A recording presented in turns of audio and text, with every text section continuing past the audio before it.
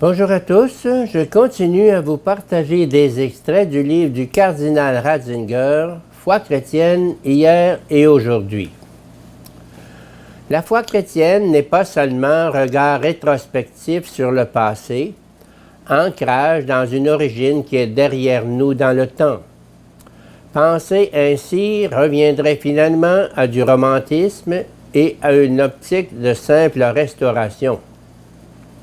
Elle n'est pas non plus seulement une perspective sur l'éternel. Ce serait du platonisme et de la métaphysique. Elle est avant tout aussi regard en avant, anticipation de l'espérance. Certes, elle n'est pas que cela. L'espérance deviendrait utopie si son but n'était que la création propre de l'homme.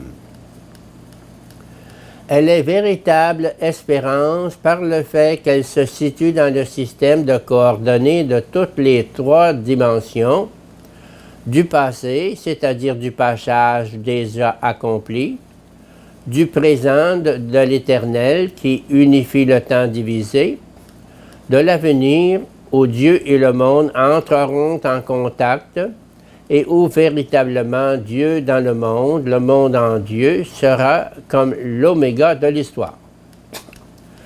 Du point de vue de la foi chrétienne, on est en droit de dire, pour l'histoire, Dieu est au bout, pour l'être, il est au commencement. En cela se dessine l'horizon très vaste du christianisme, qui le distingue aussi bien de la pure métaphysique que de l'idéologie marxiste de l'avenir. Depuis Abraham et jusqu'au retour du Seigneur, la foi tend vers l'avenir. Mais dans le Christ, le visage de l'avenir s'est déjà révélé à elle. Cet avenir, ce sera l'homme qui peut embrasser toute l'humanité parce qu'il s'est livré et qu'il a livré l'humanité à Dieu. C'est pour cette raison que le signe de l'avenir doit être la croix et que le visage de l'avenir dans ce monde doit être la face couverte de sang et de plaies, le dernier homme, c'est-à-dire l'homme authentique, l'homme à venir, se manifeste durant ce temps-ci dans les derniers des hommes. Celui qui voudrait être de son côté devra se tenir de leur côté. Comparaison Matthieu 25, 31, 46. Note annexe. Structure de la réalité chrétienne. Avant de voir en détail les différents énoncés christologiques du symbole qui suivent dans le texte la confession de foi fondamentale en Jésus reconnu pour le Christ, il sera bon de nous arrêter encore un instant. En traitant les questions particulières, on perd trop facilement la vue de l'ensemble. Pardon. Or, aujourd'hui précisément, où l'on s'efforce d'entrer en dialogue avec les incroyants, nous sentons combien cette vue d'ensemble nous serait nécessaire.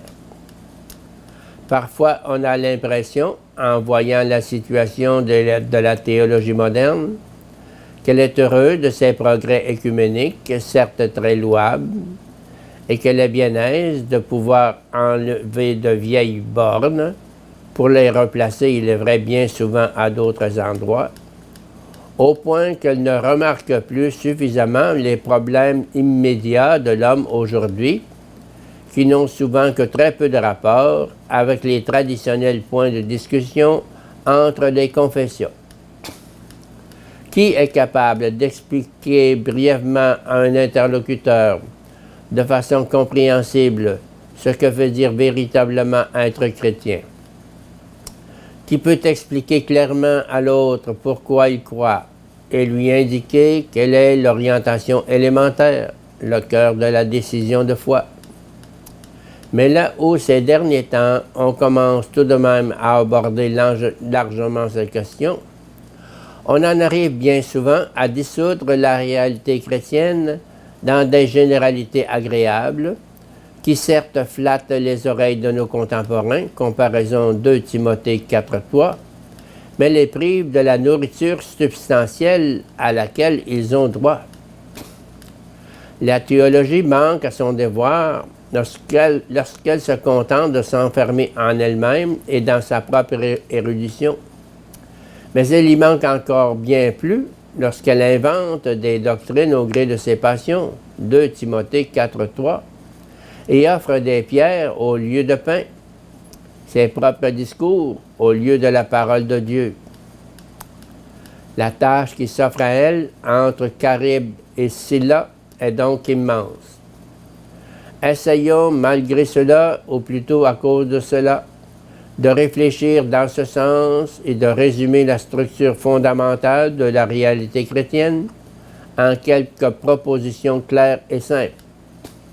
Même si le résultat se révèle insuffisant, il aura peut-être quand même l'avantage de susciter chez d'autres une recherche ultérieure et par là de nouveaux progrès.